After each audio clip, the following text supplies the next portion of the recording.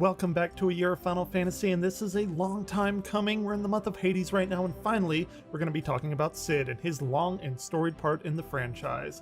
So, well, Cid, what do you even say about Cid? Well, he's like a lot of other things in the series, as he began his tenure in Final Fantasy II alongside Dragoons, Chocobos, Moogles, the Highwind name, and a lot of more stuff, of which he was eventually inducted into the entire series, and of course, like each game in the franchise, he is different as well in each iteration, but he does have some distinctions which we're going to talk about, and there are a few traits that he normally has in common with all of his different selves. So maybe not always, but more often than not, Cid's an older fellow who's usually kind of gruff in a little bit of ways.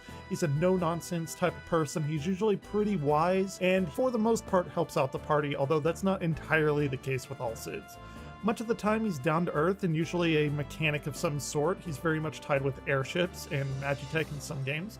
He's a rough exterior with a heart of gold kind of person, and I'd say that Final Fantasy VIII bucks that trend, but like I said, more often than not, he has that distinctive, gruff, old, lovable man kind of personality. So why Cid was introduced in the franchise as a whole is actually not very complicated. Sakaguchi states that in EGM2 on August of 1997 that, in his words, he says, "There really isn't a deep meaning to it. We just wanted to make a character that would appear in various forms in all the games. I guess I've always had a soft spot for that kind of character. Cid is like Yoda from the Star Wars series, very intelligent and wise." And this is pretty interesting because we see Star Wars references pop up again and again in Final Fantasy, and once again, here we are with Cid. Final Fantasy itself is heavily influenced by the Star Wars franchise, as I've talked about. Mainly, I think I talked about it in the Final Fantasy IV episode, but it does appear over and over and over. Many times, like in Final Fantasy XII, you'll see that entire game is basically Star Wars with Final Fantasy. In fact, I might make a Star Wars video talking about all the Final Fantasy kind of reflections, but anyway, let's get back on track with Cid. Let's talk about the many appearances of Cid throughout the franchise in most of the big games, and then I'll go off into one or two of the spin-offs, but just to suffice it to say, he appears in most of the games of the franchise.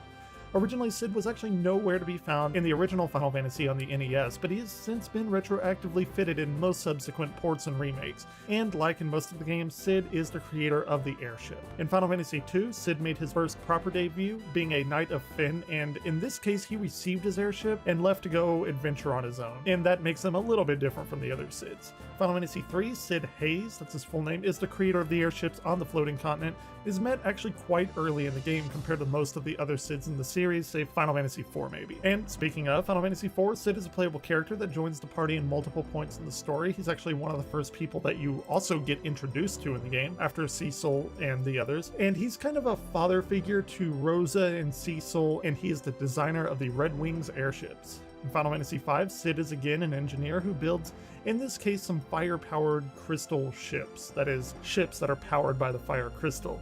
Interestingly enough here, Cid has a progeny in the form of Mid, his grandson, in which we see in the Final Fantasy V OVA, amongst some other interesting entries in the series. In Final Fantasy VI, we have Cid del Norte Marquest, maybe? Cid himself in this game invents Magitech items for the Empire, and again is a father figure to Celis. Ooh, and next, in Final Fantasy VII, Cid merges with the Highwind family name, giving us a fantastic, unforgettable character. Cid in here is a main character who wields a spear and is incredibly, let's just say he has a colorful use of language, more so than any other version of Cid. He's a mechanic here, and though he has his airship and he's linked to that, he actually builds a rocket ship amongst some other stuff, and that plays a pretty big part in the story.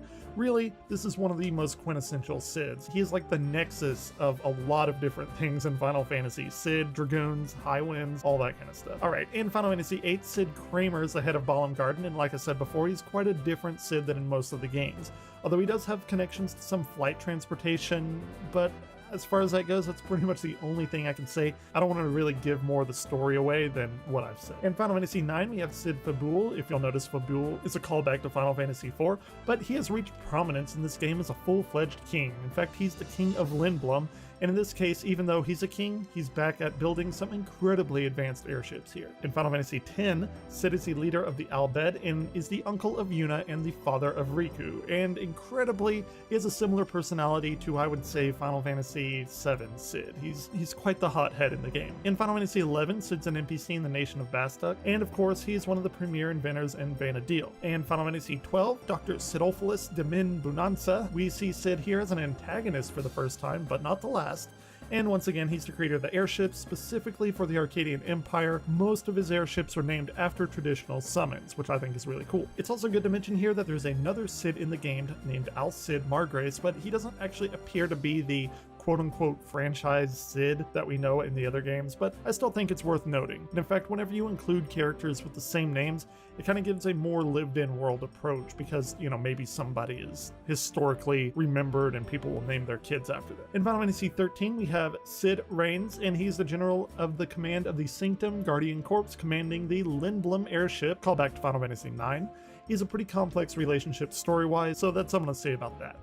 In Final Fantasy XIV, Cid Nangarland is one of the premier airship creators, and of course he's a mechanic. And just a little aside, a little bit about me, this guy is my favorite Cid. I don't know what it is about him, but I just absolutely love this Cid. He's a great story attached to him, and he's just a super likable guy. He kind of has a quintessential Cid feel. In Final Fantasy XV, probably my second favorite Cid, he's one of the most personable characters here. Literally, if you thought of a mechanic in real life, this is exactly what Cid is. He's an older character. He does have a granddaughter named Cindy. Now, this is actually really interesting. Cindy is actually named Sydney in the Japanese release, and I actually don't like that they changed it to Cindy, but Sydney here would be the first real Cid character if you can think of her as a true Cid, and I think she is. They were very much intentionally going for a female type of Cid, and Sydney is pretty awesome. I'm not necessarily super happy with her thick, laid on kind of personality accent, but I like Sydney just well. And that's not the end of Cid at all. We also have various Cids in the Tactics series.